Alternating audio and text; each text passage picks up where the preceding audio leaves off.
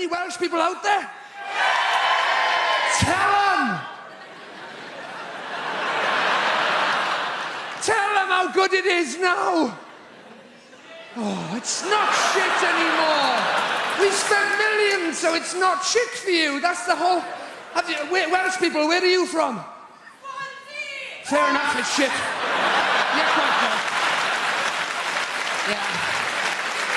I'm trying to explain that the place has improved and you lob Swansea and just lucky Swansea's still a desperate dump, isn't it? Let's face it. Devoid of any hope whatsoever, Swansea. Have you been? There's a sign on the way in that says, kill our children, not your speed, isn't there? Yes. I'm talking about places like Cardiff and the places that have... Yes! These places have improved. We've had development money. We've done Cardiff Bay. Have you been there? Go there on holiday. It's lovely. We've done it all up. You've got cafes and bars. You've got the sea down there now. It's amazing. True, down where the shit was, that's all sea now, most of it. And it's going to be amazing when they finish it. Has anybody seen the posters of what Cardiff Bay is going to be like when it's all done? It's not. It's going to be amazing. There's going to be people chatting. Laughing, texting, Welsh people these are presumably, having interesting conversations over dinner. We're all going to be a lot better looking by the time it's finished as well. You look out. Where they're going to get these people with fashionable glasses and teeth from in Cardiff, I got no idea. You've got to admire their optimism, haven't you? Fair play. Talking of optimism, you've got Cardiff Bay. I was there not long ago. Some of these restaurants, some of them have got tables outside. Al fresco dining in Cardiff. They're having a laugh on me. I tried to have a Twix at a bus stop in Wales a few years ago. It was too wet to eat, to be honest with you.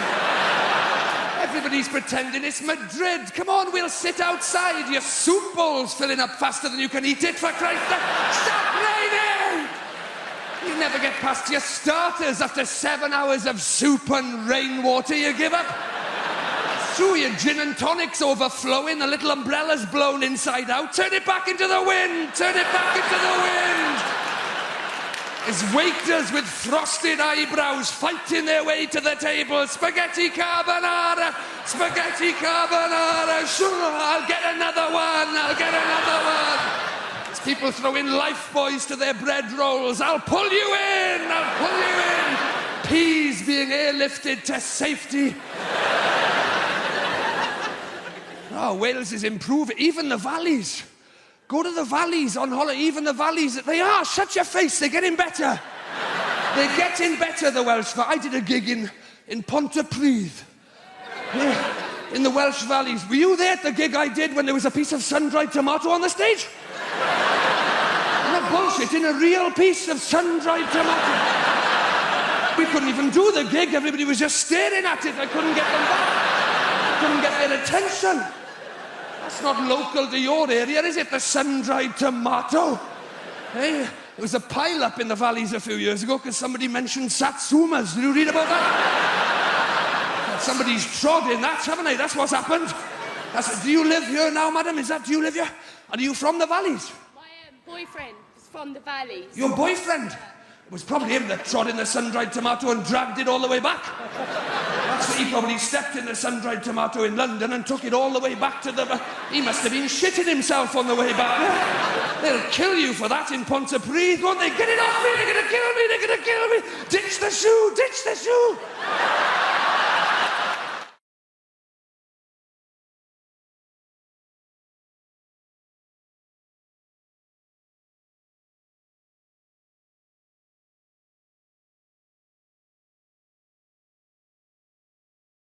They say it's hard, bringing kids up is difficult. They say kids these days are influenced by these new hyper-violent computer games.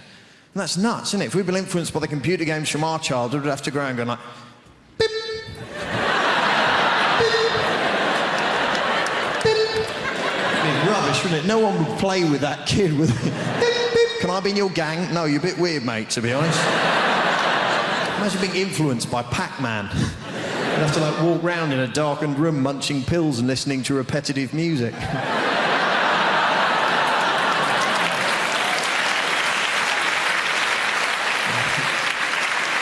And the younger people laughing and clapping, the older ones going, who is this Pac-Man you speak of? It's not one of the rough boys from the estate, is he? There's always some rough kids where I live. And they're not being rough, they're just being confusing. You know, you come out of your house, they go, yeah, your mum makes gravy for leopards, innit? Yes, I believe she does. She does a lot of charity work. These are scary kids. Even the dirty old men are scared of these kids. See him turn up in their car, put the window down, like, hello, little boy, do you want a sweet? The kid's like, what sort of sweets have you got?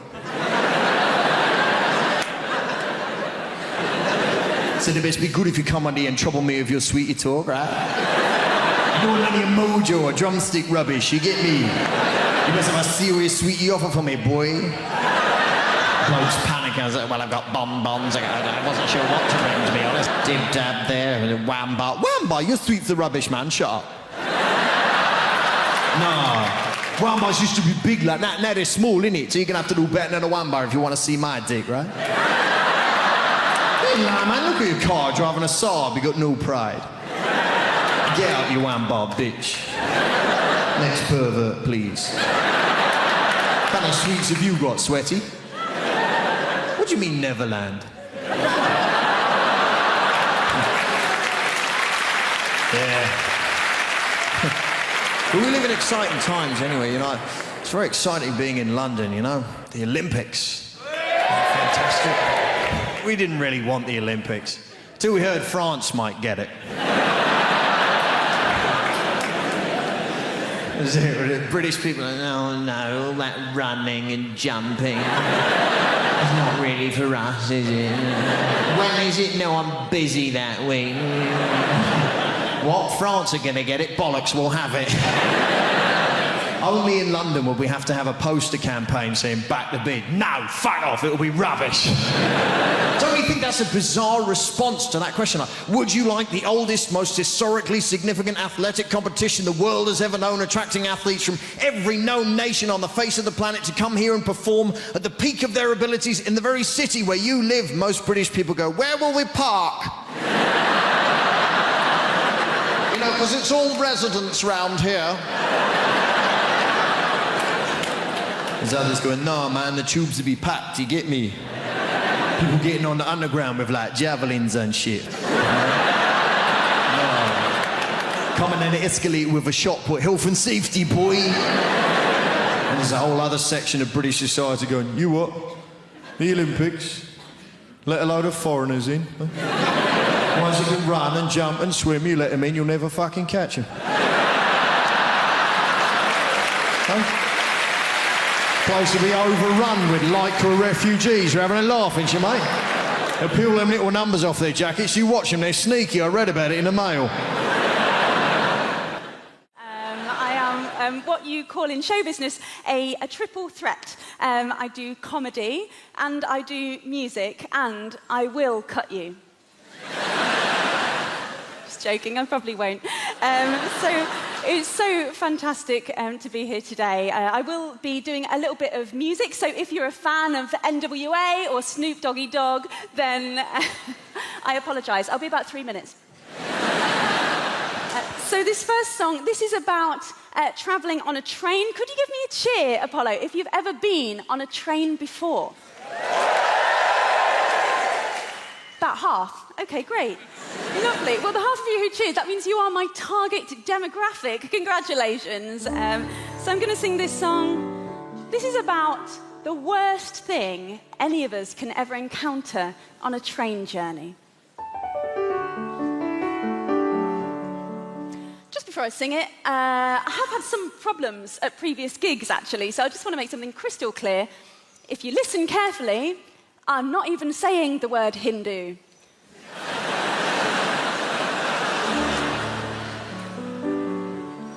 Just listen harder. Hindu on a train. Hindu on a train. Cowboy hats and penis cakes. Neck tattoos and big L plates, and voices like a foghorn in a drain. Hindu on a train. Scoping every passing mail. I suspect you've been to jail, and God willing, you might all go again. And although I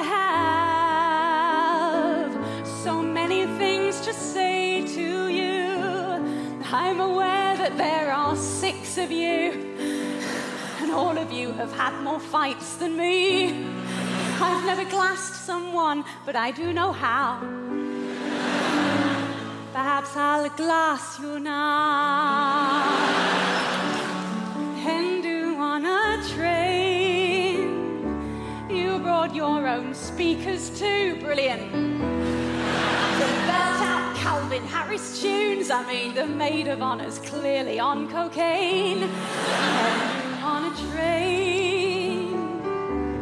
You see me staring and you threaten me. Then drunkenly you all set on me, and with a dick-shaped bottle take your aim. If you only knew, we're not so different, me and you. Just 3 months ago, my friends Hindu, we got drunk and we pretty much hijacked a plane. We were worse than you. We went down on all the crew. Mostly reluctant gay men, some women too. We got thrown out of Spain. You see, we're all the same, but you're not listening, you're bashing out my brain. And do on a train.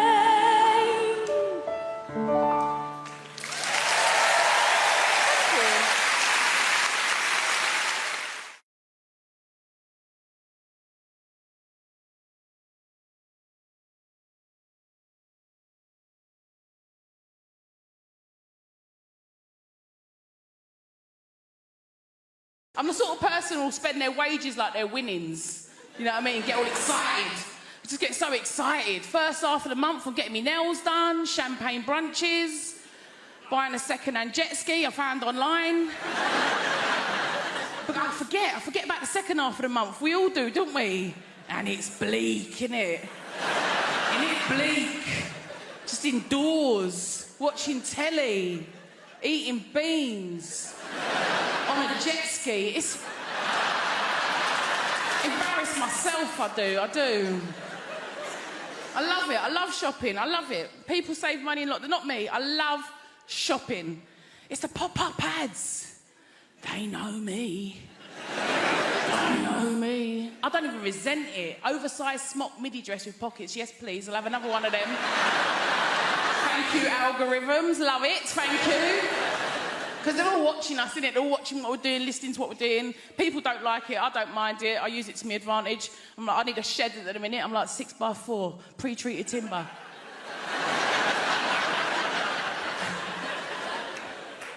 Works every time. But people get paranoid. Don't we right to get paranoid? Like my mum, paranoid. My mum is paranoid. She won't have a smartphone, not a computer in her house, nothing. She's like, they're watching.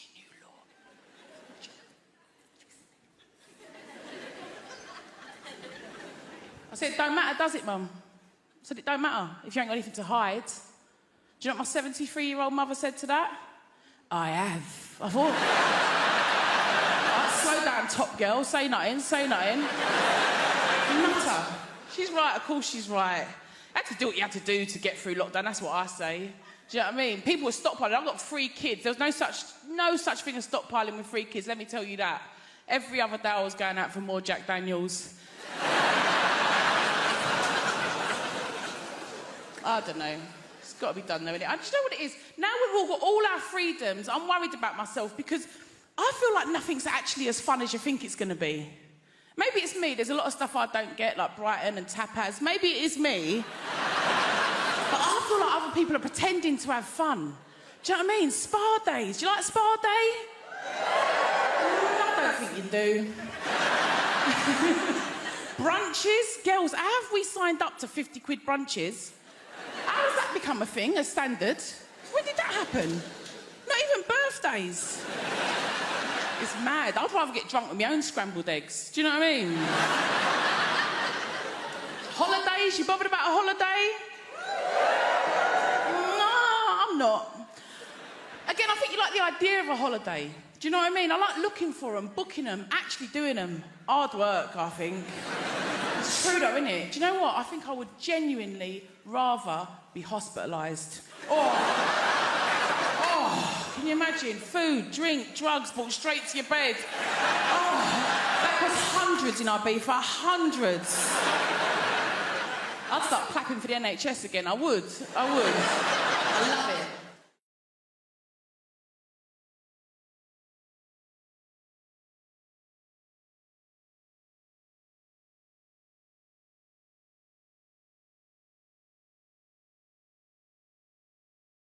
Tell me, does anyone here own a cat? Yeah. Your houses stink.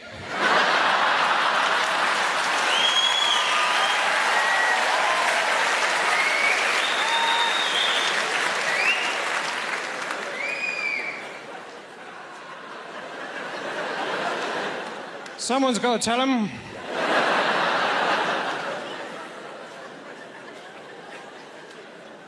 Some people like cats, some people don't. I was reading the other day, apparently the Pope, he's a cataholic.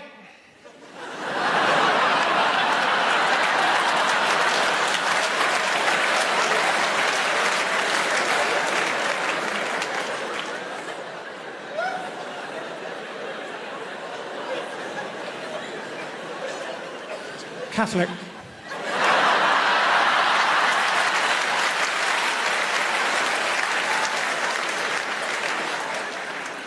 I've had an interesting job recently. I pretended to be a Spanish dentist.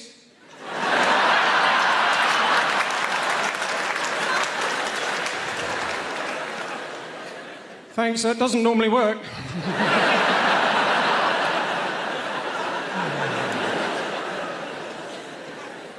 They said about me that I was too immature to be a father, but when I saw the first few seconds of my son's life, I thought to myself, he's naked.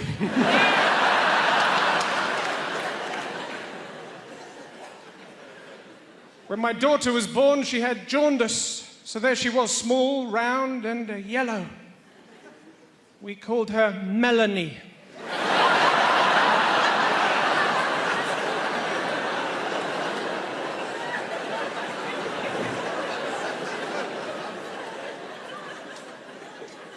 My parents came up last weekend, because I keep them in the cellar.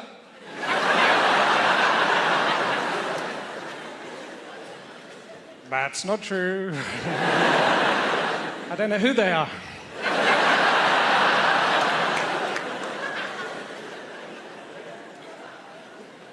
See, when I was young, I used to walk through the front door. I was hit by roast beef and Yorkshire pudding, opened the airing cupboard, spaghetti bolognese all over me. We literally didn't know where the next meal was coming from.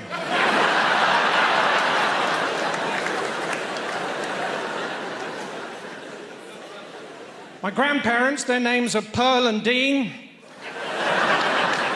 Of course, we just know them as Gran and Grandpapa, Papa, Papa, Papa, Papa, Papa.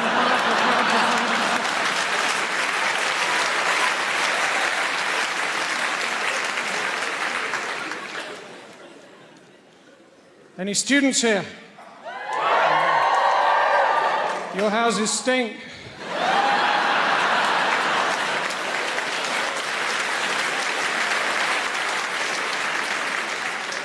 Someone's got to tell them.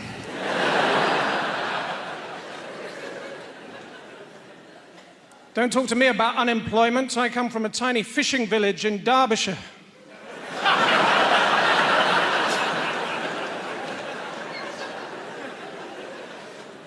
I work...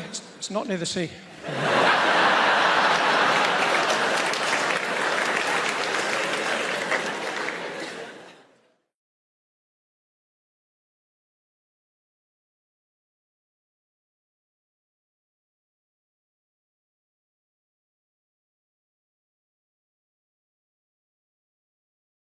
That has done me the world of good. Thank you for that.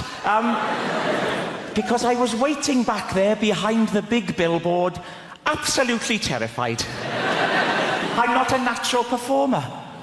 I'm not, although I have been doing this talk around the country for about 2 months now. I won't lie to you, it's not been going very well. I think the worst one was Folkestone. I have never seen an audience turn so quickly. Rushing at the stage, anger in their faces. Refund! Refund! It was horrific. I'll try and paint a picture for you. Youngsters will know what I'm talking about. Are there any youngsters in the... You can relax, sir. Well, oh, there's a youngster. What is your name, sir? Riyadh. What's that? Riyadh. Riyadh. What? Riyadh with a Z. Riyadh with a Z. All right, it's not Sesame Street.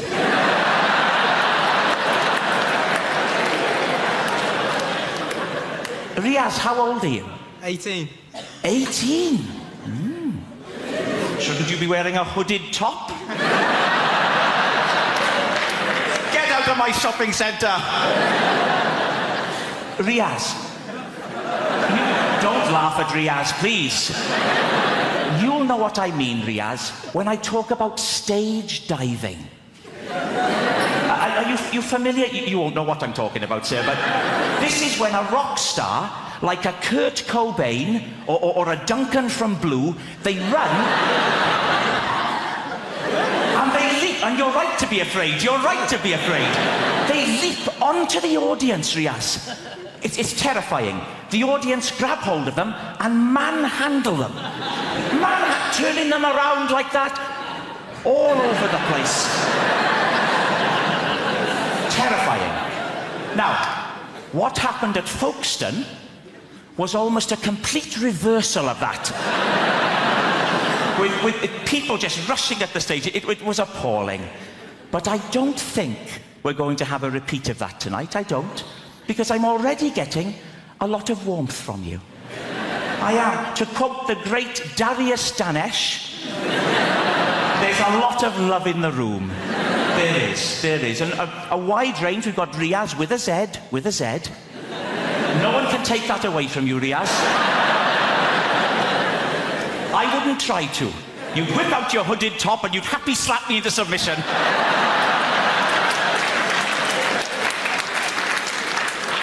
But it's a friendly crowd. We've got a proper... Look, here we go. Right down in the front, there's a chap here wearing a T-shirt with a slogan on it. Unbelievable. A grown man. What is your name, sir? Chris. Chris, with a Z? Riaz, you're one up. You're ahead. I'll bet there aren't many other people in the whole building who have a Z in their name, in all honesty. Unless Zebedee's joined us tonight, which I think is unlikely. So you're a Chris. Yeah. Chris. And what's the idea with the T-shirt, Chris? Is it Rag Week?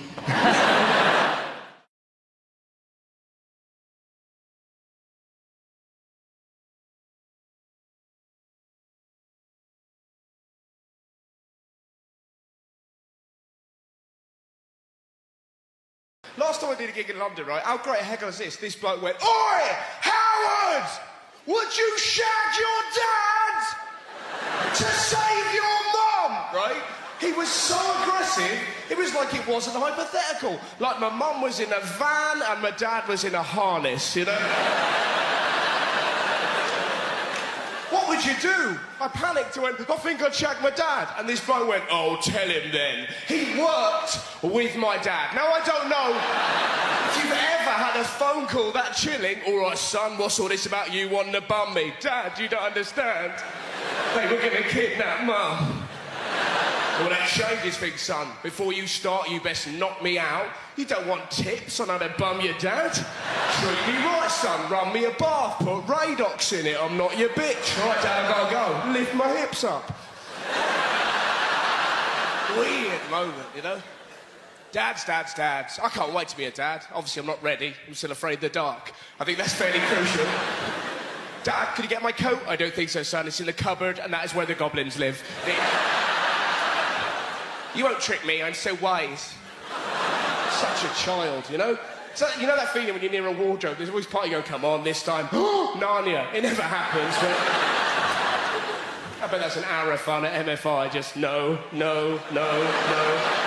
I'll give anyone in this room 200 quid if they go to IKEA tomorrow dressed as a lion and hide in a cupboard.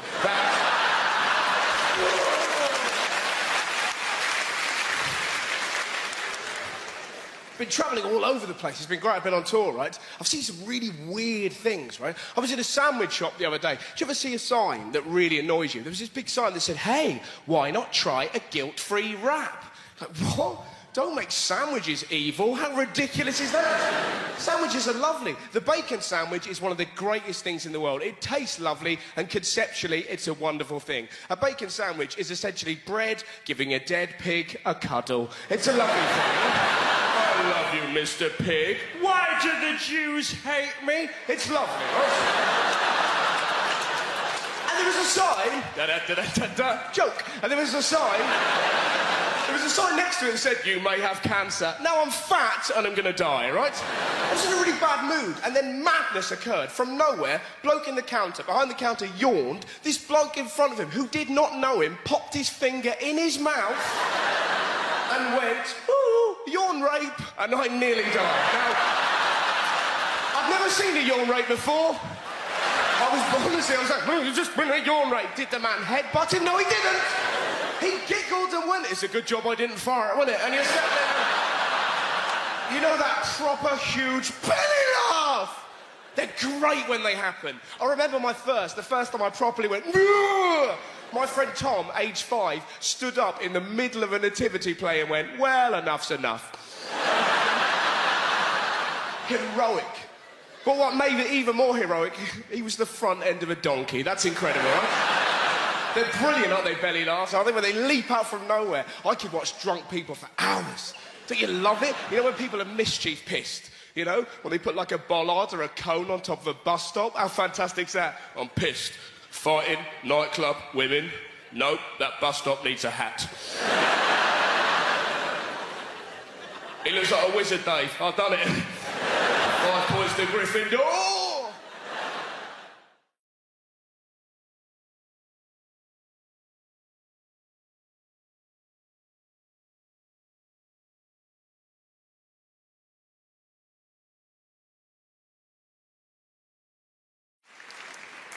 All of the parenting stresses me out. All of it. Like right from the beginning, when you're pregnant, you've got to think of a name for your kid. You're like, right, we're going to have to name it. That's tradition. Going to have to give it a name.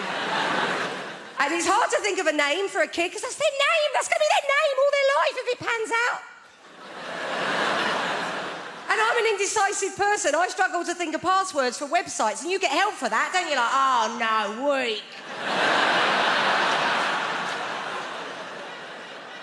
And names go in and out of fashion, don't they? Some names, they can be in fashion, but they don't come back in. We all know those names. And I tell you a thing that's back in fashion now, and I find it fascinating, is virtue names, right? That is back in fashion. Those virtue names is a sort of Victorian notion that if you name your kid after a virtue, they might live up to that virtue. But that's risky business, isn't it?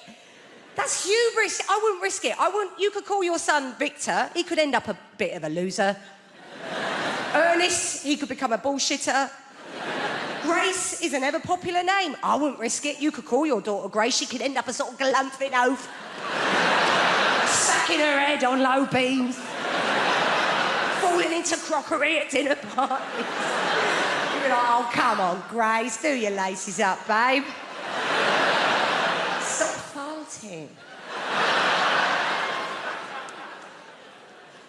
Prudent, she'll end up lip deep in debt, won't she? Chastity. Although my son is called Frank. Someone said to me, you've done it, innit? You've called your son Frank. That's a virtue. To be honest, to be above board, to be trustworthy. I was like, oh, shit, never thought of that. He'd end up an estate agent now, isn't he? He's funny, Frank. I think he's funny. I would say that, wouldn't I? Because I'm his mum. He's like, funny, my child's funny. Tell a joke. Look at 774 pictures of my child. But I think he's funny, right? I went to pick him up from school the other day. I pick him up every day because they get proper arsey if you don't. They do. They ring you. They're like, where are you? I'm like, TK Maxx, where are you? Oh, all right then, yeah.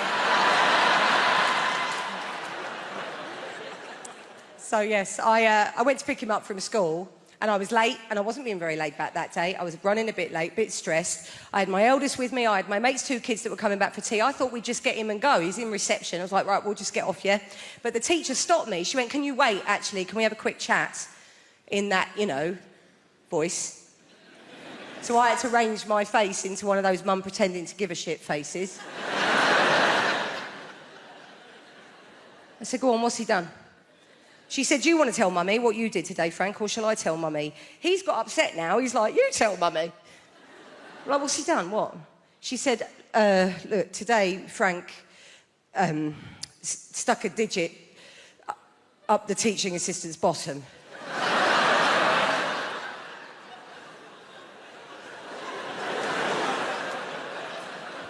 I said, oh, well, that's not ideal, is it?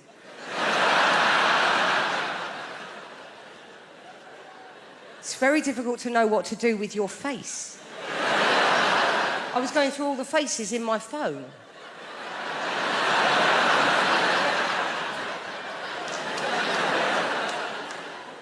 She said, we've talked about bodies, haven't we, Frank? And areas of bodies that we respect. I thought now would be a really bad time to go,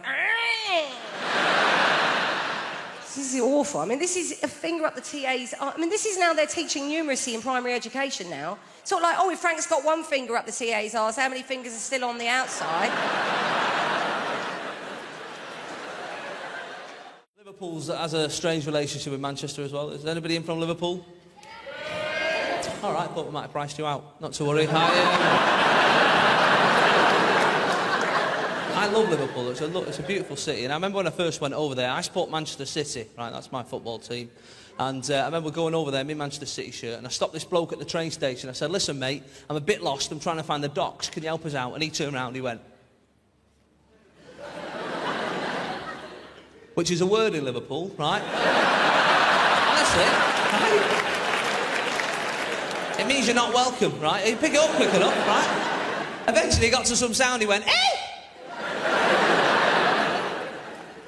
Because they're naturally witty, they're born with that, right? He said, what are you doing over there in Liverpool?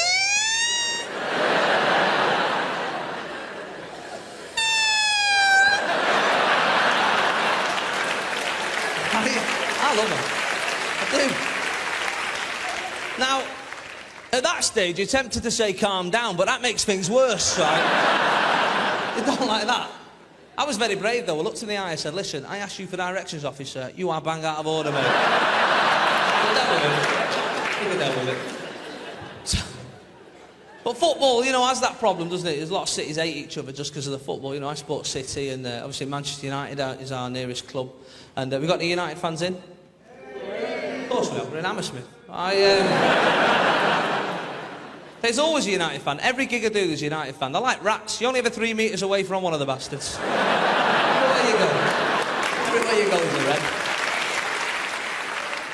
I love football, but I'm getting to this stage where I'm starting to dislike footballers. I don't know if anyone else has this problem, right? But these like multi-millionaires running around the pitch, you know, every 5 minutes. I've hurt myself. There was a bloke a few weeks back, he missed 3 Premiership games with a dead leg, right? Now, that's not an injury, is it, a dead leg, right? When I was a kid, I had 3 dead legs in one day once, right? And that was for free. I still had to do PE and walk home. That's not an injury, mate. My granddad's favourite footballer was a German goalkeeper called Bert Trautmann, right? Now, in the 1956 FA Cup final, does anyone know what happened to old Bert? He broke his neck. Look at you like the quiz team. Bang, straight in, no messing about. Good work.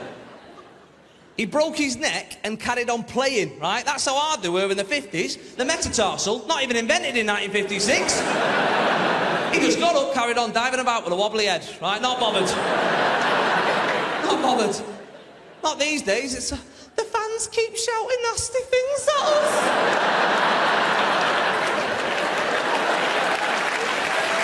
Me up. It's right, isn't it? And I'm there in the crowd watching, thinking, do you know what? You're on 60 grand a week. If I think you're a knobhead, I'll tell you, right? And that's the way it should work, because if I was on that sort of money, I'd take it as well. Do you know what I mean? I'd stay an extra half hour at the end of the game just to take it. You're in our bed? Yeah, I know. See you next week, lads. God bless. Yeah. Your mum's in our bed? Yeah, but you should see her house. See you later. Who's the winner?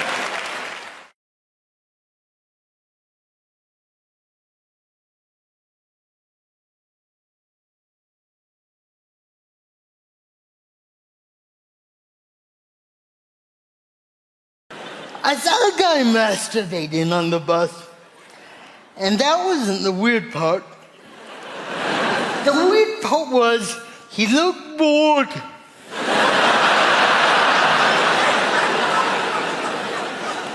If you're bored masturbating on a bus, life is over. If you can't enjoy masturbating on a bus, what's the chance you're gonna enjoy a sunset?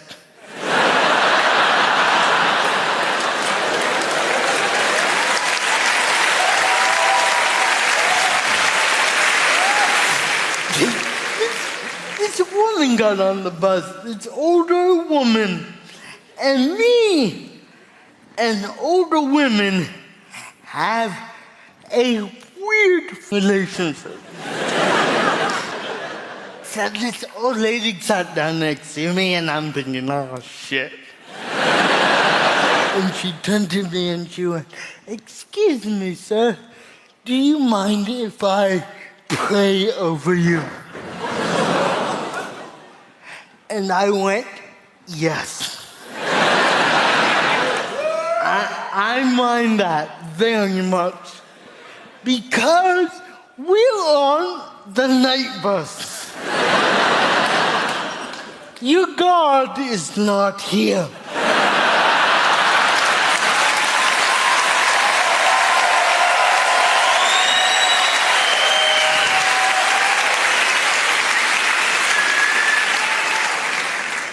And she went, well, I'm gonna do it anyway. And I went, yeah, I thought so. So she started speaking in tongues over me, telling Satan to leave my body, which I was flattered. I got Satan. I got the big dog himself. That feels good. Right? Which, by the way, if you're ever riding a night bus, do it with some lady casting demons out of you. Because no one bothers you. Right? So she did that for 10 minutes, non-stop, speaking tongues over me. And then her bus stop came. So she rang the bell to get off, which is the most fucked up part of the story. Because if you think about it, this lady believes, she truly believes she has the power, the cosmic power to cast demons out of me. She believes that. But she also believes her bus stop is more important.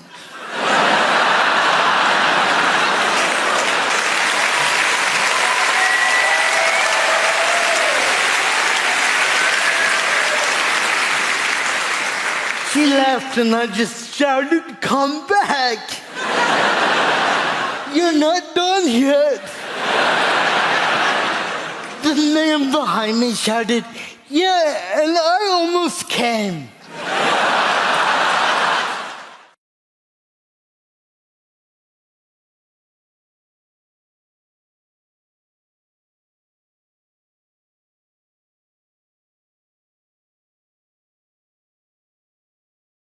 Hope I haven't offended anybody.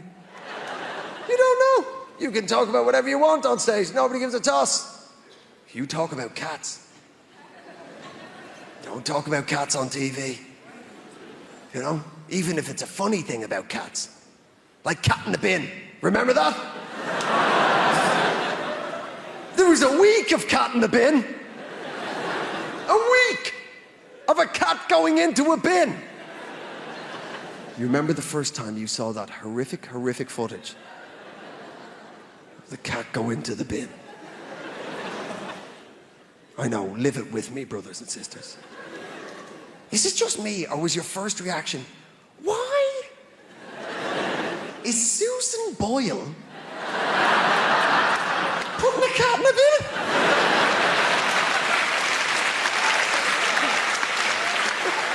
What's going on? Genuine, my first reaction when I saw the cat go in, I've turned into such an environmental idiot as I've got older. Genuine, my first reaction when I saw the cat go into the bin was, oh God, no, wrong bin. A cat is 100% recyclable. You never know, man. I love the news and the tabloids. I love the tabloids, man. But are they creepy? Oh, you better believe they are. Here's a classic example, lad. The Middletons. Kate and Pippa. Right? They must have been raised in pretty much the same upbringing, right? They've got to be pretty similar women. Not in the tabloids, they're not. I feel sorry for Pippa, do you? Because all the filth is on her, isn't it? Because the tabloids can't say anything untoward about Kate, not the future Queen of England. So, oh, here she comes. Lovely, lovely Kate. Oh, lovely, lovely Kate. Here she comes.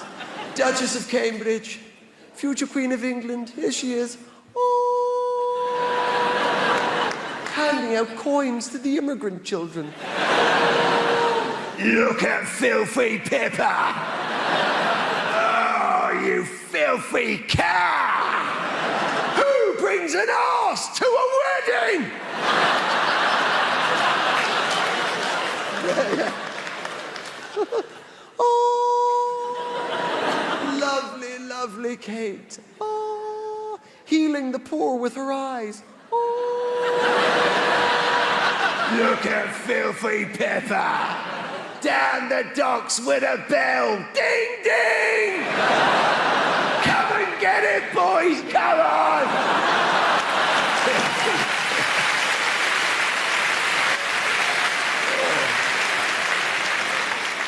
That's all I'm saying, people. I hope I haven't offended anyone. You just don't know when you're a comedian. I'll give you an example of this. I did a gig for the biscuit industry. That's right, people. I work for the biscuit industry. No, no. It was terrifying, man. It was 15 biscuit businessmen. And I was dreading it, man. You know, not like this. I knew you were going to be good. But it turns out they were great. They were fantastic. And that's why I said it. I only said it because they were good. And I didn't walk straight on and say it. At the end of the gig, I went, listen, you've been fantastic. They were like, more. I'm like, no, I can't. I have to go do another gig. But before I go, can I ask you something? They're like, yeah. Anything? Yeah. It's about biscuits. Yeah. This is all I managed to say before the whole crap house went up in flames. Wagon wheels. They're the same size as they've always been.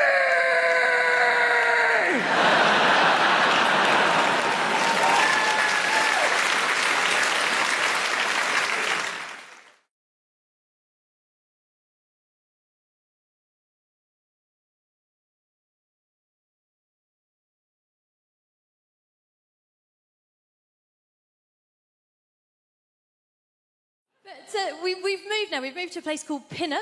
We only moved to Pinner because the estate agent said to us, he said, oh, Pinner is a lovely part of West London. West London. We get Welsh telly. It's not London. It's not London. But it is very nice. One of the things I like about where we live is it's very multicultural. I think that's one of the brilliant things about London. I think multiculturalism is something we really have to fight for. Like the school my kids go to, it was very easy to pick a school for my kids because obviously we just picked the one with the highest ceilings. But the school they go to, it's a really nice school and it's very diverse. Like we have a mum's night out once a month and all the mums from the school go and there are women there from every economic background, every race, every religion. And we have a fantastic time, and the Muslim mums drive us home.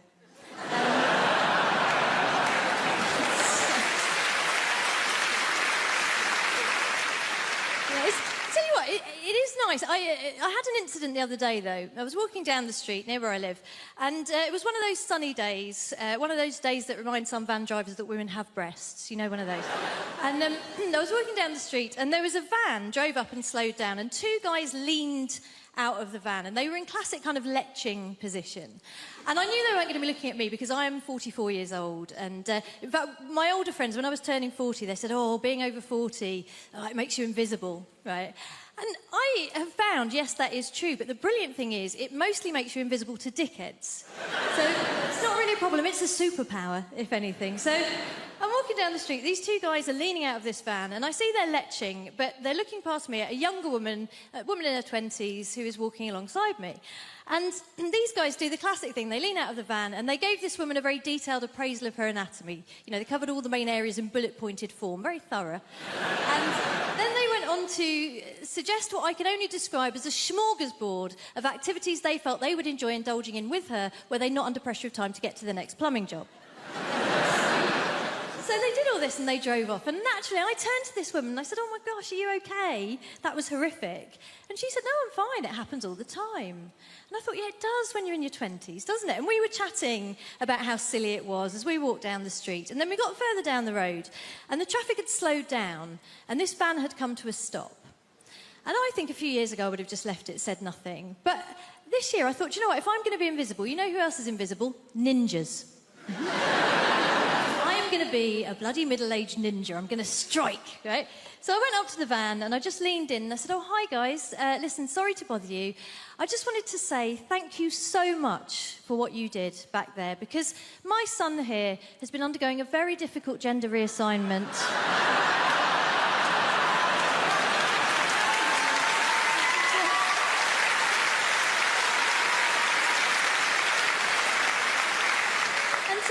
He's been worried that it's not going that well, but what you did back there really made him feel like a proper woman. Thank you. I was delighted with myself as well. But what was really special was that then the young woman next to me leaned in beside me and in the deepest voice I've ever heard just went, yeah, thanks, guys.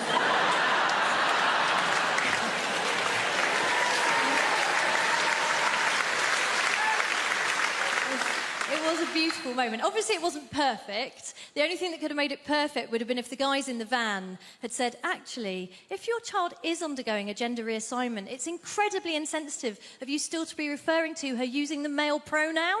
They didn't do that. They just called us slags.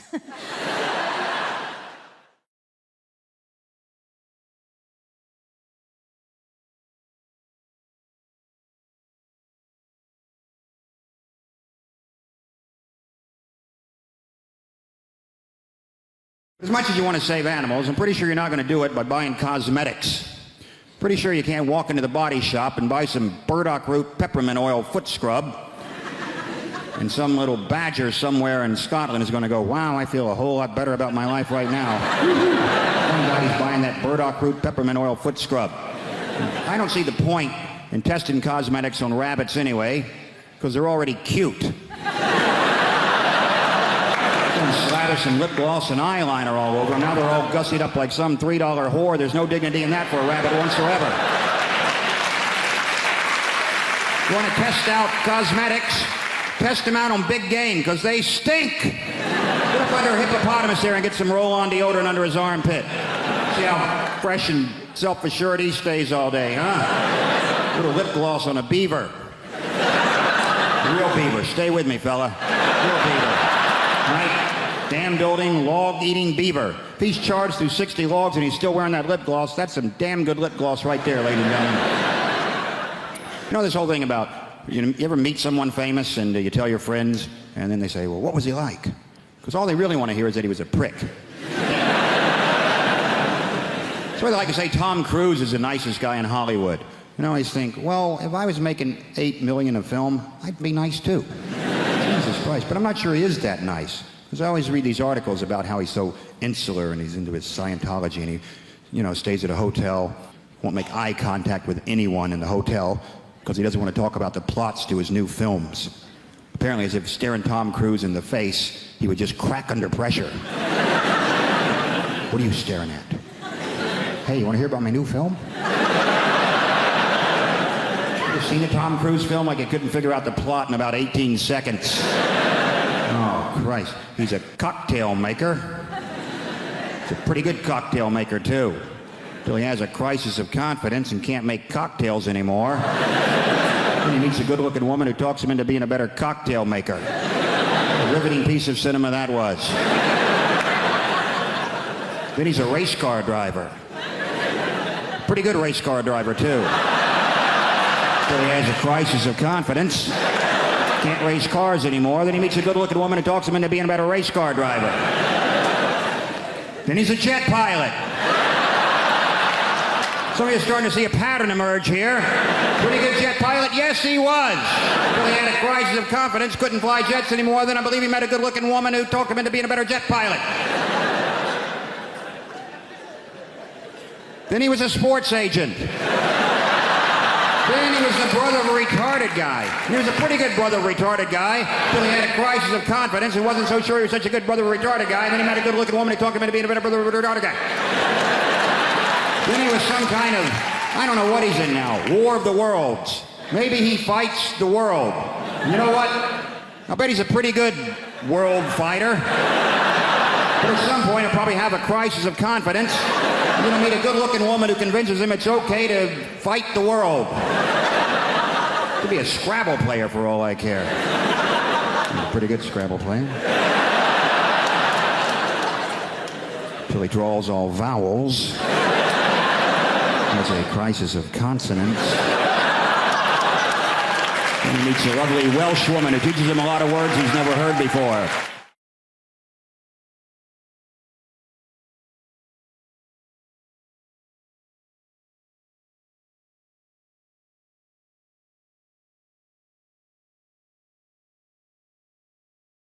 You do a thing in the UK called pre-drinks.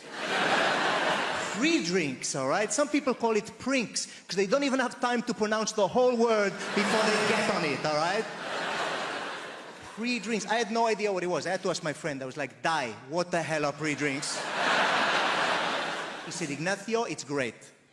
We drink at home before we go out to go drinking. I said, that is the stupidest shit I've ever heard in my life. I said, why would you do this? He said, you know, just to warm up to get ready to go drinking. I said, that doesn't make any sense, all right? You don't do it for anything else, do you? You don't go, we're going to go to the cinema, pop a fucking DVD in before we go to the cinema.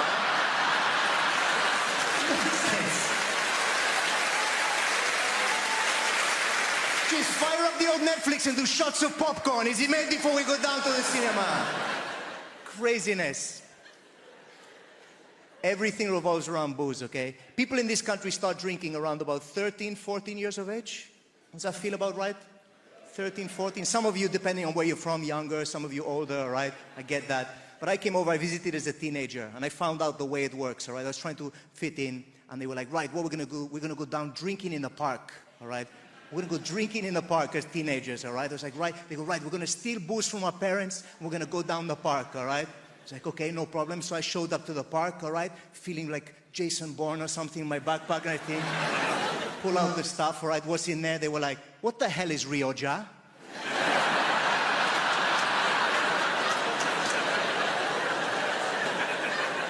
Like, it's Rioja. Does anyone have a corkscrew, actually? Because otherwise we're going to be here for a while.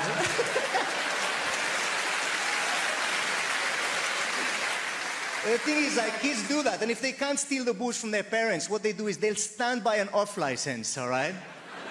And they will wait for somebody to walk past who looks just dodgy enough, but not too dodgy, so they can offer them money and go, hey, can you go in the shop for me and pick me up some beer, some vodka, whatever, we can go down drink in the park, and that person will go get the cash, and then you go there, you get shit-faced as teenagers, it bonds you, okay? It brings you together.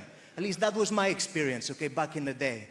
But times have changed, all right? I went to back where my mother's from, okay? My mother's from a little town in Wales called Pontardawe, all right? Don't know if anyone's heard of it. Tiny little town, Pontardawe. Pontardawe is a Welsh word, all right? Pont means bridge, and Dawe means over a shithole, okay? It's not a delightful place to move to from Mallorca, is what I'm trying to say. Right? My mother hates that joke. She's like, Ignacio, please stop saying that. They've taken all of the trolleys out of the canal, all right? Can we... But I was visiting and I was walking to see my mother and I passed an off-license, okay? And there's this kid stood by the off-license as I'm passing, all right? And he clocks me and I've got my guitar on my shoulder, so he's thinking, this guy's got no prospects.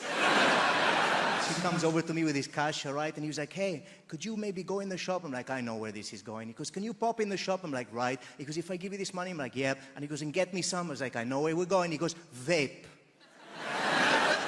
I was like, what? He goes, vape. I said, seriously, vape? He said, yeah. I said, what flavor? He said, cherry. I was like, of course, cherry vape. All right, rock and roll. I go in the shop. I'm laughing to myself. I can't believe these kids asked me for cherry vape. How times have changed, all right? I go up to the counter. The guy behind the counter must have thought I was insane, all right? I'm laughing the whole way through the shop. I grab the stuff, pay for it, put it in the bag. I walk out. I'm laughing on the way out. I give the kid the bag. I go, there you go, pal. 20 Marlboro Red and a bottle of vodka. Grow up, you little shit. What is this? Vape nonsense.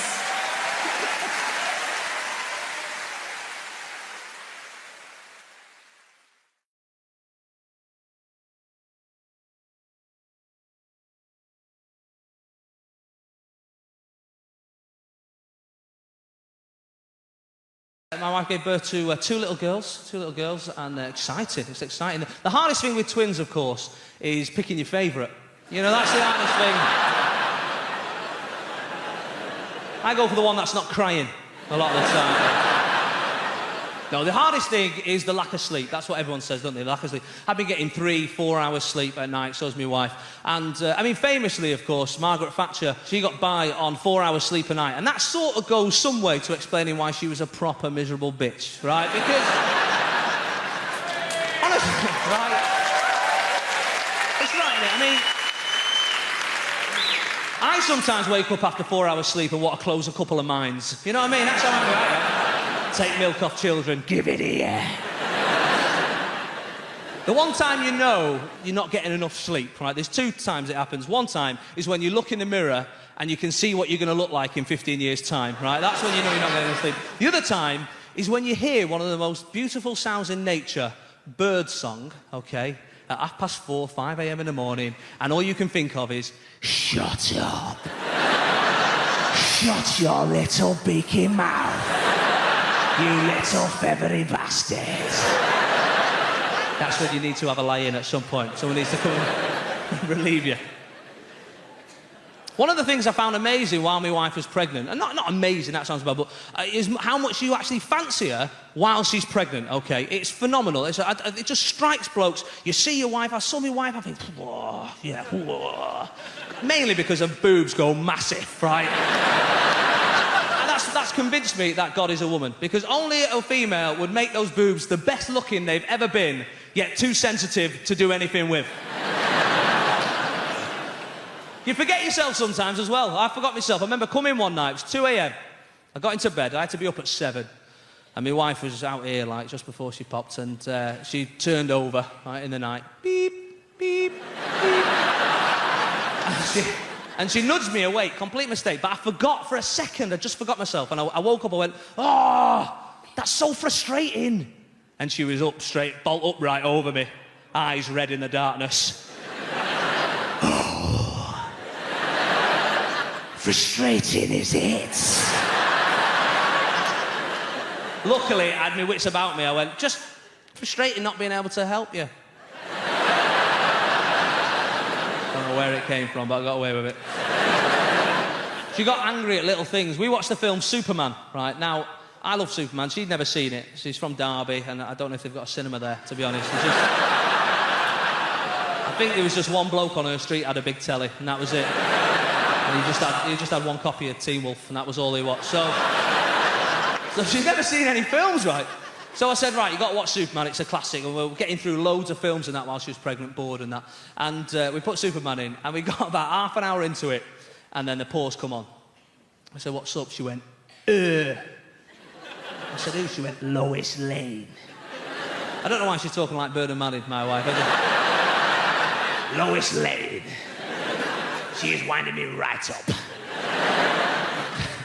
I said, why? She went, she has just been underwater for 15 minutes, unconscious, flown through the air at the speed of a bullet, lay on the ground, water's come out of her mouth, and now look at her.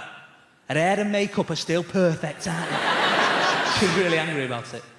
But I sort of tried to appease her. I said, listen, that's because she's a Hollywood film star. She doesn't work at Greg's in Chorley. Right now, I shouldn't have said that. My wife's a supervisor. It was out of order, okay? No steak bakes for a week. I was starving.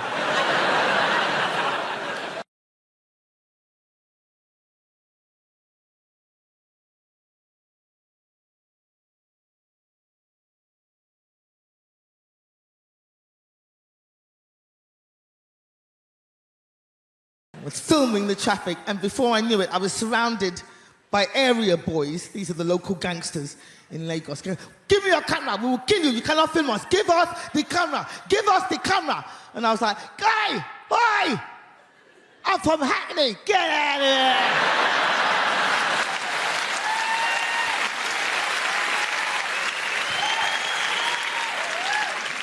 That's right, don't mess with me. I kept my camera. Well, they got the camera, I got the tape, but I got the tape. Nigeria, it's a hustle to live there. It's a hard place to live. Like, you commit a murder in Nigeria, you will get away with it.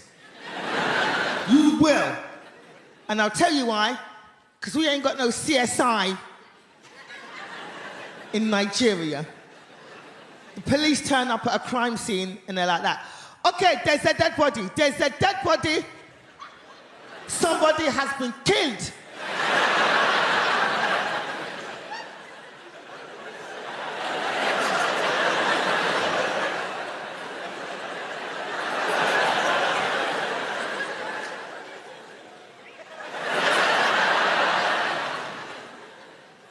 Did you do it?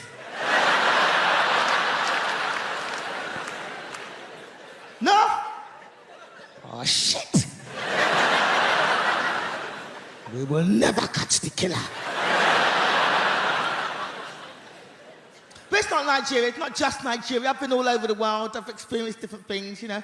I went to the Caribbean, went to Jamaica. Any Jamaicans in? I went to Jamaica, I was over there. I was over there with my friend, and my friend's great-grandfather died while we were there. And we went to the funeral home to pick up the body.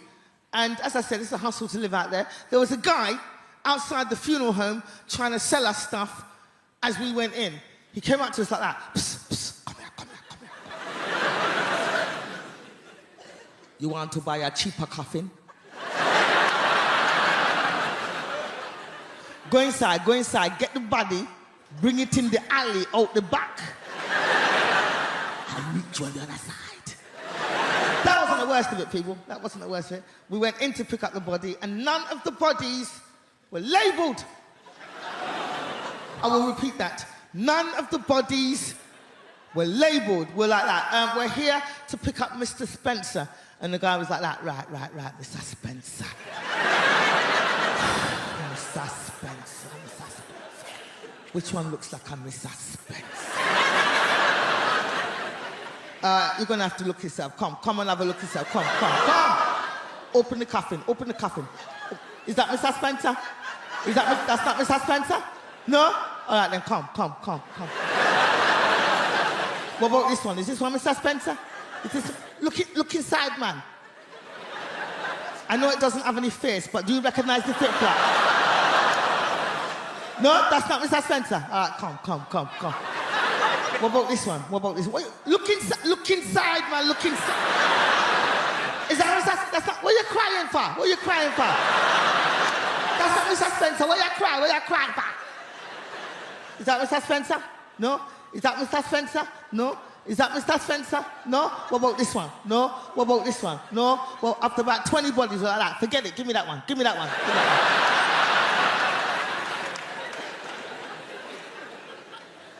Trying to explain it to the kids at the funeral. Yes, Johnny, sometimes when the body decomposes, it does turn into a white woman. Yeah, sometimes.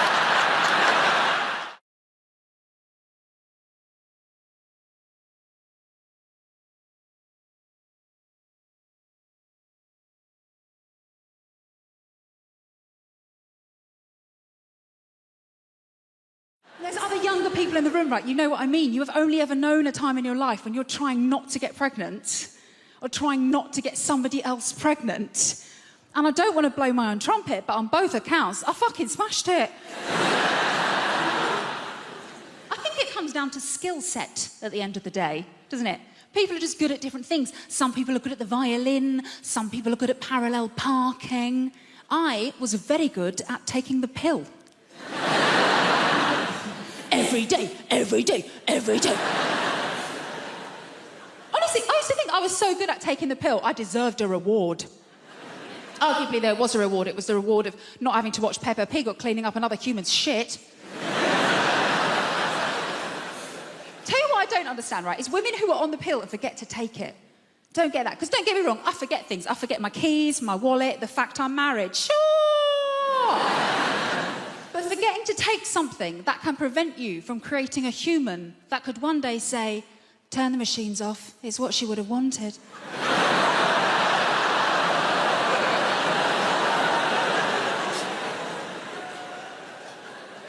I'm going to remember that one, thank you.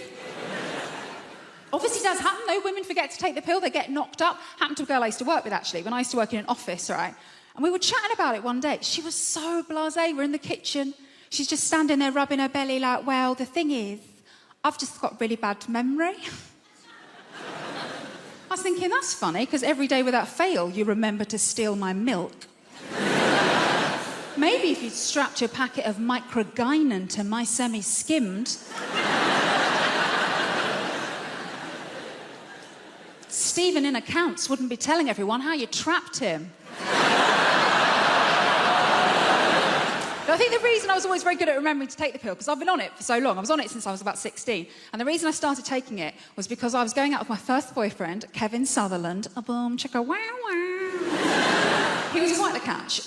He had a Peugeot 106 and a tattoo of Bart Simpson, which I thought showed a great joie de vivre. And things were going very well between Kevin and I. We had matching bracelets from Argos, so you can tell how serious we were. And we'd agreed that we were going to do it for the first time, right? So I was like, right, I'll put myself on the pill because my first time is going to be really special. My first time is going to be just like in the movies. So the big day arrived, and Kevin, bless him, he made such an effort for everything to be really perfect. Like, he paid his little brother to leave the room.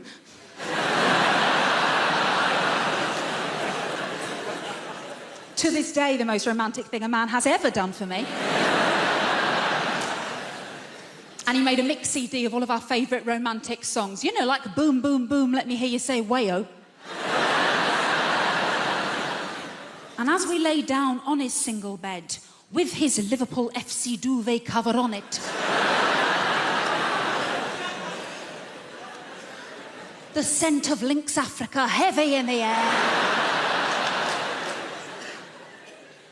And as Kevin took my virginity so beautifully and gently and quickly from behind, I remember thinking, wow, just like in the movies. Obviously, it's quite difficult to make eye contact in that position, isn't it? Almost felt like I lost my virginity to Steven Gerrard.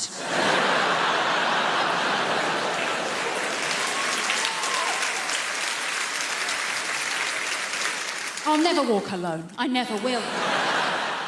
I recently got one of those virtual reality sets into the house, you know, with the mask and the whole... How many of you have done this yet? 1, 2, 7. It's amazing. It's genuinely stunning to me how few people have had a go on this, like whatever. It's genuinely stunning. You put the mask on your head, it's got 2 screens, independent screens, so therefore everywhere you move, it's like perfectly realistic. You put the headphones in, it's like completely immersive. You're in a 360-degree, in all direction, totally artificial world. It's genuinely stunning. I think it's going to change gaming. I think it's going to change movies. It is going to revolutionize burglary. It's just... You break into a house and somebody has that on their face, Jesus, relax, chill out, you've got an hour. They're not going to know you're there. There's no rush, you can choose what you want. I like that, but that'll work well in the hall. It's a different game, right? And the weird thing is, as you saw there, not everyone's having a go at this. This is a genuinely transformative entertainment technology, and not everyone is using VR, right? And one of the quiet reasons that no one's talking about it, the reason that people aren't using VR is Because nobody's using it to watch porn. It seems like a weird thing to do, but in the kind of history of nerdy kind of things, porn is surprisingly important for getting new technology accepted. Porn is the reason why Blu-ray beat the other kind of special DVD in their race a few years ago. Porn is the reason that sometimes video streaming software beat other kinds of video streaming software. The stuff that gets used for porn has a place immediately in the market, right? And nobody is using VR for porn, right? And I'm not naive, right? I know that men are visual creatures, but I can kind of see, you know, no man, while actually making love, has ever there been going, oh my God, this is incredible. Oh my God, honey, this is amazing. Oh, I'm almost there. I'm almost there. Let me just have a quick look around the flat. Oh, that's fantastic, James. Oh, that's amazing. Jesus, huge. Is that Corner Singer original now, or did you have it one day? But the main reason that people aren't using VR for porn is because you cannot be entirely sure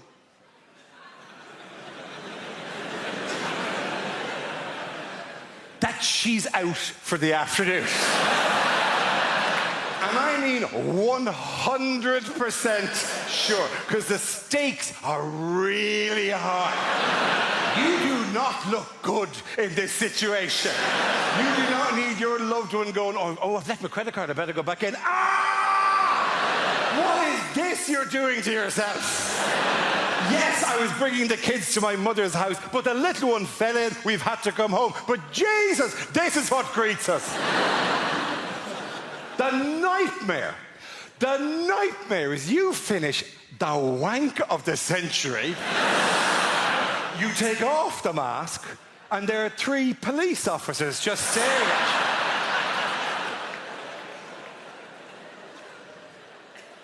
you. Going, do you have no idea what's been happening for the last while? Somebody broke into your house. They were spotted, we were called, there's been a standoff. You've been a hostage for 45 minutes.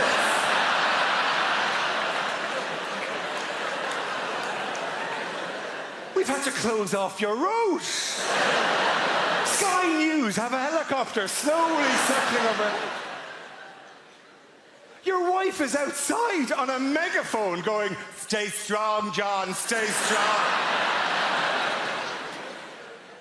And all the time we've been watching you on the thermal imaging. Just battering away at yourself.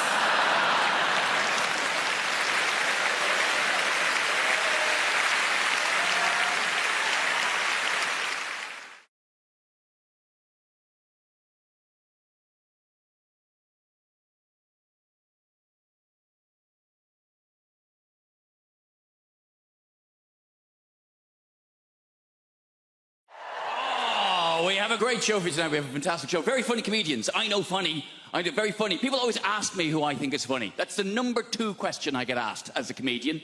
The #1 question I get asked as a comedian is, have you ever died?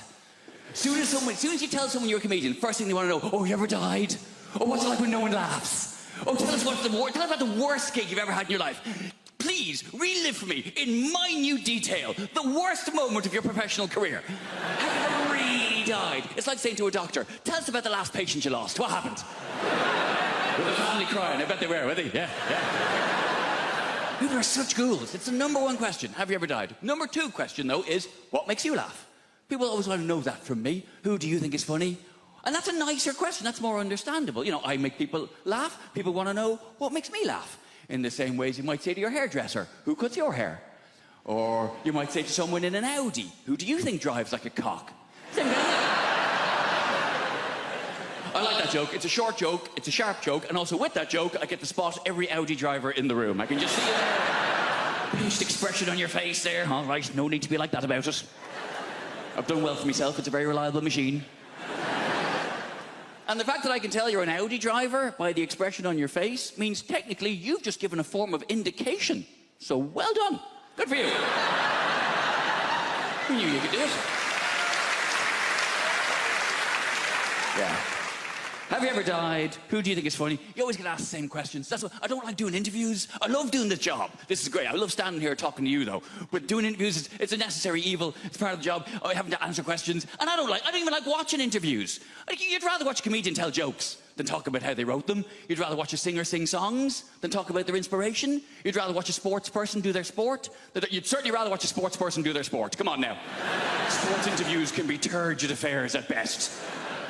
And then I hit it with my foot. You mean you kicked it? If you like. They're really interesting. They're really, and I'm not slagging sports people. It takes a great deal of single-mindedness to excel at a sport to a point where people want to interview you about it. But sports people are famous because they're good at sport, not because they're good at talking about sport. That's why you find a sports person who is good at talking about sport, the BBC will cream their knickers over them. We found a woman. She used to ride horses. That's a sport. And she's quite lively and engaging and charismatic. Put her on absolutely everything! Do not let her out of your sight. Even people I'm a fan of. Andy Murray. I love Andy Murray. Britain should be very proud of Andy Murray. He's done a lot to be proud of. He's won Wimbledon. He's Olympic gold medalist. And he put up with a lot of shit when he was named, what, 8th best in the world? Oh, you bloody loser, you. He's done a lot to be proud of. He's won Wimbledon, he's Olympic gold medalist, he's magnanimous in victory, he's humble in defeat. And he's a big comedy fan. He's been to see me live, I've met him, lovely bloke. But Jesus Christ. I cannot listen to him drone on one more time about how he won, stroke lost another tennis match. I can't do it. Well, then I hit it to him, and he hit it back to me, and I'm very good at tennis, but he is also very good at tennis. Some days I'm better at tennis than he is, but I think what's happened today was he was slightly better at tennis than I am, and that's maybe why he won the game of the tennis. Oh, for God's sake, man! I'm not very sporty, you can probably tell. I like hill walking. Doesn't really count as a sport. I like hill walking and camping. Proper camping, though. None of your glamping bullshit. Glamping.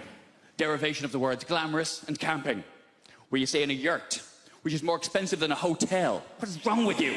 A lot of people don't realise yurt is a derivation of the words eura and twat. A lot of people don't realise that. I've made a list of pros and cons, because I've been spending a lot of time in brothels and prisons. Made a list of pros and cons, always good, give you a bit of balance, Con, complete loss of all feelings of hope and possibility. It doesn't sound very good, does it? It doesn't sound much fun, does it? Pro, increased plug socket access. Bang, 1-1. I say increased. It's actually total plug socket access. I've got 32 plug sockets in my house. Each and every one of them is now under my sole domain. Con, all experiences that formed the basis of my happiness and sense of self-worth are now destroyed by grief. Downer! A bit of a downer. Pro, less recycling. I can fit it all in the green box now.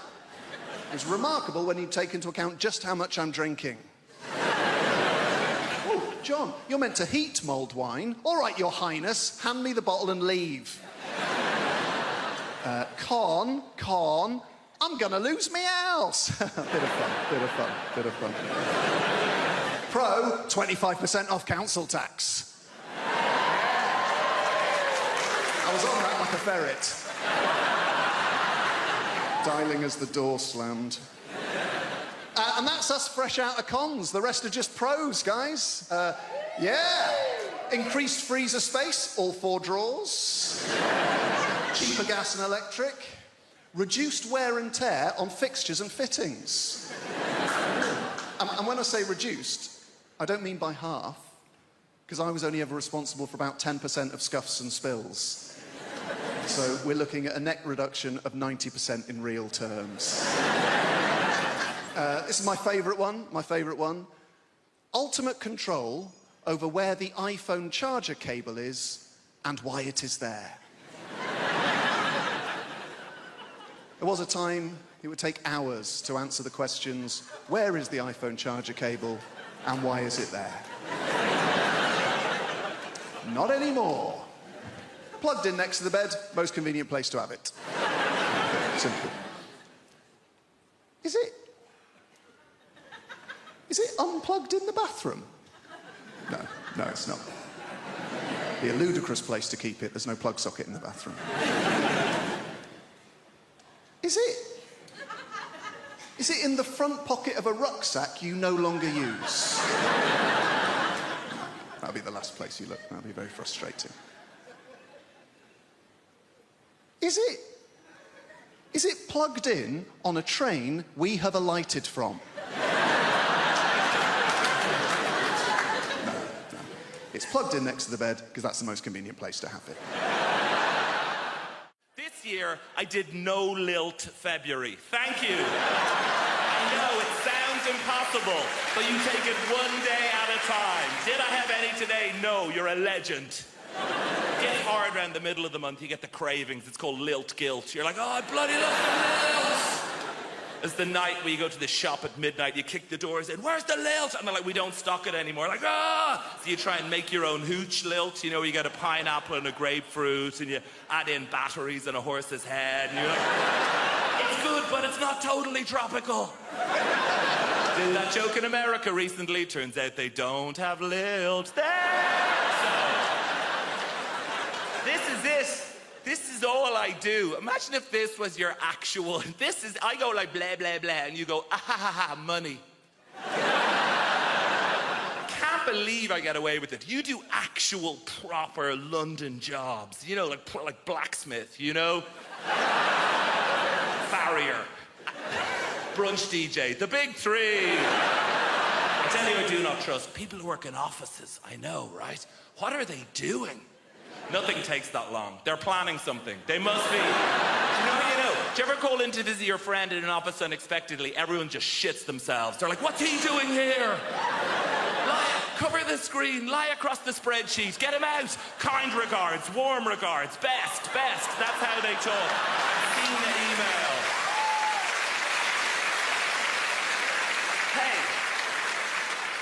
I know what it's like in the real world. Look, sometimes I check in your world. Oh, gross, back to showbiz.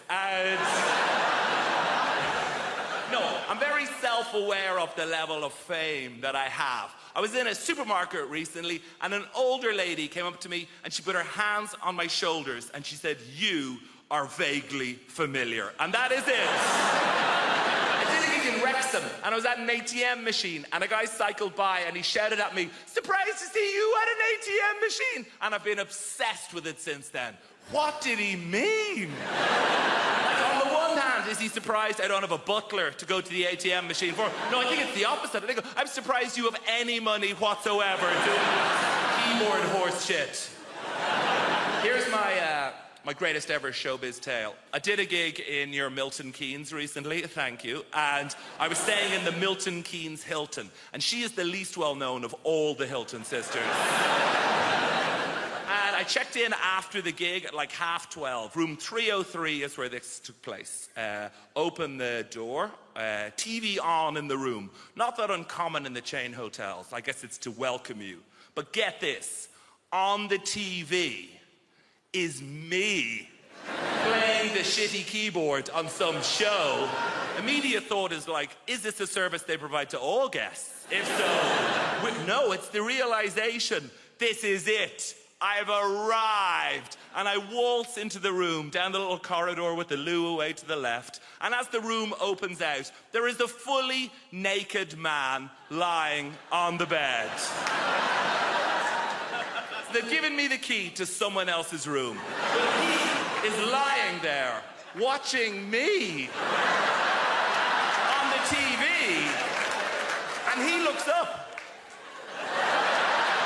And he sees me. I wish I'd had the wit to think of something smart. What I say is like, oh, shit, sorry about it. I could have said anything and I'd be a legend. I could have been like, oh, you enjoying this? Ah, no boner. And just walked out of it. I've realised that the musician I want to be is the drummer from Coldplay. I want to be the drummer from Coldplay so badly because that dude is rich as shit and no one knows who the fuck he is.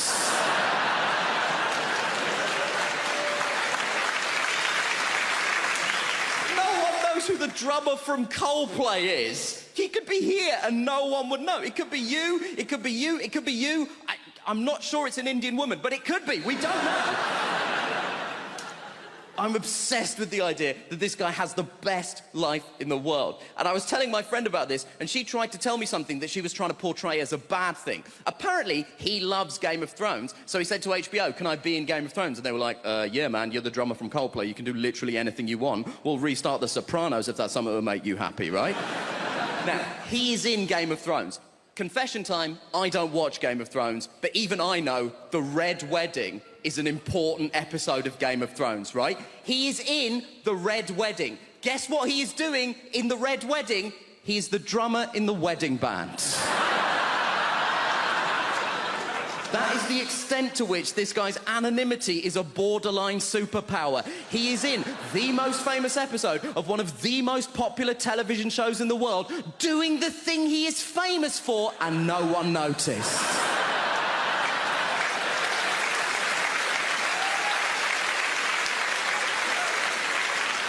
That is Kaiser Soze shit. And my friend was telling me that she read a supposedly embarrassing story that one of the actors told. One of the actors said that when they were shooting the Red Wedding, he was making small talk with the extras, and he got round to the drummer from Coldplay and said, "Are you a full-time extra?" And the guy was like, "No, I'm a musician." So he said, to the drummer from Coldplay, "You played on anything I might have heard of?" To which the drummer from Coldplay was presumably like, have you heard of All Music? Because I'm basically the drummer on All Music. And my friend tried to tell me this, like this was a sad thing. She was like, oh, this guy's in Coldplay, but no one knows that he's in Coldplay. Isn't that sad? No. Because the problem with being in Coldplay is that people hate Coldplay. People hate Coldplay so much. And the people who hate Coldplay don't say things like, oh, it's not to my taste. They say things like this, I hate Coldplay! But what you mean when you say that is, I hate Chris Martin.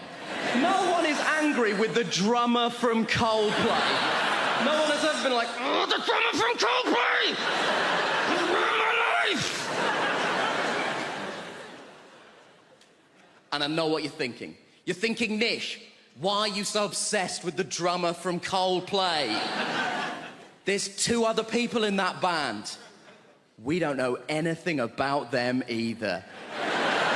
And you know what? You're right. There's a guitar player and a bassist in Coldplay. I wouldn't know them even if they were here. I assume it's you two, but only because it's sat next to her and I spoke to her already. That's all I've got to go on at this point. They have the exact same life as the drummer, because I did a bit of research into this. Turns out Coldplay are one of those bands where they split the royalties equally. So they have the exact same life as the drummer, apart from one detail. They have the exact same life as the drummer. They have the same level of wealth, access, and anonymity. But crucially, the drummer is sat down.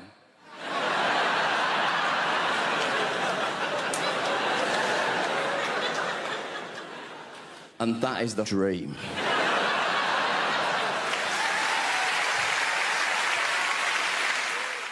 Do you love London? I love London. I feel like London is created by the people, right? Who are just crazy and sexy and ambitious. I got into an Uber the other day, not bragging, and I got into an Uber and the driver, he said, would you like to have the radio on? And I was like, oh, I don't mind, it's up to you.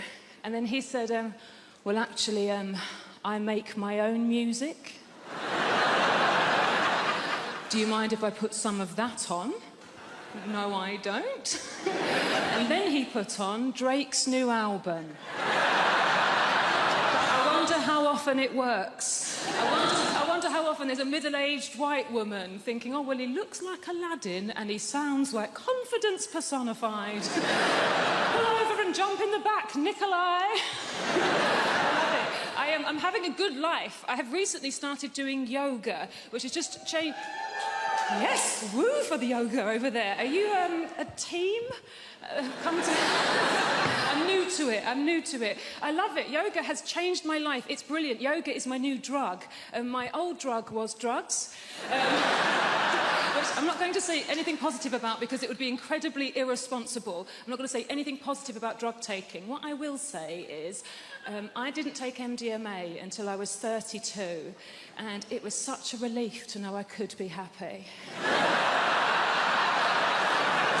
The equipment's broken. But yoga is nearly as good, and there's no downsides. It's given me a whole new language. My favourite new word is namaste. Yeah, it's a very old word, it's very sacred, and it means the yoga has finished now. And then you're allowed to leave. I think that the key to being happy as you get older is self-acceptance. Like, I have to accept things about myself now. Like, I'm 36, I thought I would have children by now, and I don't. In an ideal world, what I wanted to self-fertilise. I wanted to have children that were exactly my genetics so that I could show them to my parents and go, see, it was my childhood, they're fine. Science can't do that yet. And then I had a crazy day last month where I just thought, I'm just going to buy some sperm. I'm just going to buy some sperm off the internet. I've got a good job. I'm just going to buy some sperm. Guys, sperm is so much more expensive than I thought it was going to be. It is tens of thousands of pounds. We are all wasting a valuable resource. 17-year-old me would have been a millionaire if I'd learned how to catch it and chuck it in the freezer. It's a shock. I do think self-acceptance is the key. Like, there's things about myself I don't like, but I just have to accept now that they're not going to change. This is who I am. Like, so for instance, I don't like art. I think art is rubbish. I think lots of people think art is rubbish, but we're too worried of looking stupid, so we go along with it.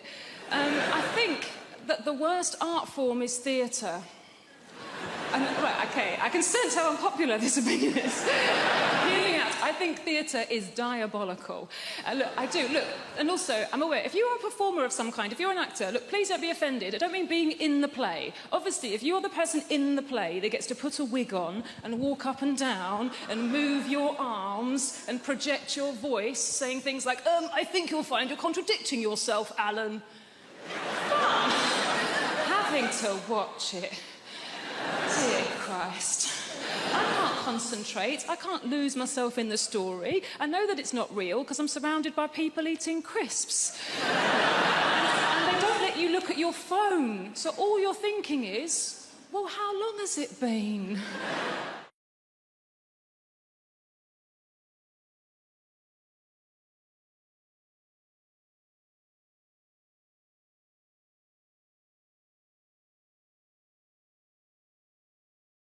I'm a romantic, that's my problem. I love romance. Oh, I want to be in a relationship. I want to try edible pants. You can't edible solo, they don't let you.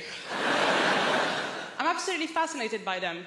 Here's why. It must be someone's job to keep edible pants from being too delicious. Because they've got to be okay in context, but there's a team of scientists that's working day in, day out to make sure that none of us start craving them. Struggle being single. I'm a pick-me girl. Do you guys know what that is? A pick-me girl is a type of woman who's like me. I'm not like the other girls. Why? Because I like live music. Shackle me. I do like live music. Like, sometimes I wonder if anyone's going to see the band Placebo thinking it was The Cure. So I do think about that stuff.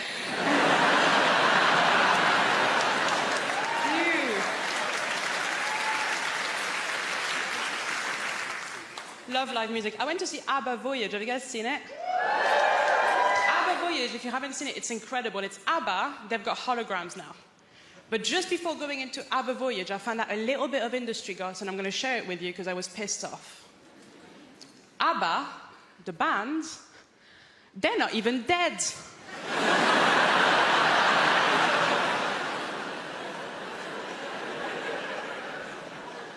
And they've got holograms. They say you can't have holograms if you're alive.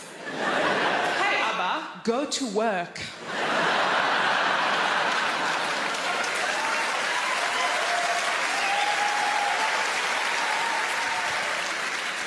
ABBA Voyage, it's amazing. From start to finish, it's them at their best. They were 28 years old when they recorded it. Start to finish, them at their best. A bit like this. So, ABBA Voyage, at the end of ABBA Voyage, sometimes The real ABBA, they come out.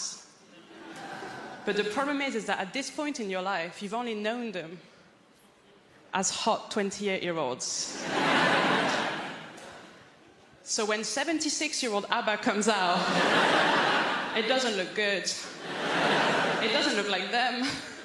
It looks like their parents have come to pick them up. I am a pick-me girl. I lie about my interests constantly, I do. My new thing now is I pretend to like football. Now, I want to like football. I really do. I really respect it as a sport. My problem is too much of it has happened. And no one will let me catch up. Like, everyone needs to stop playing for like 5 years, and then I'll start casual, season 1, episode 1. Now, the real reason I'm trying to get into football is because, basically, I met this guy. Thank you. And, oh my God, so he told me that he could have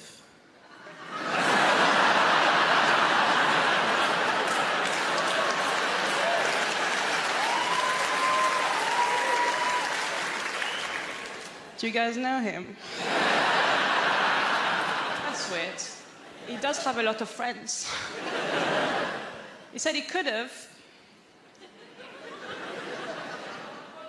gone professional. But then, and this is so sad,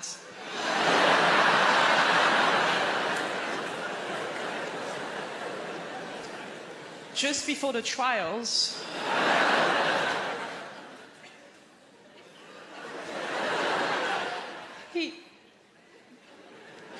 he didn't have the skills.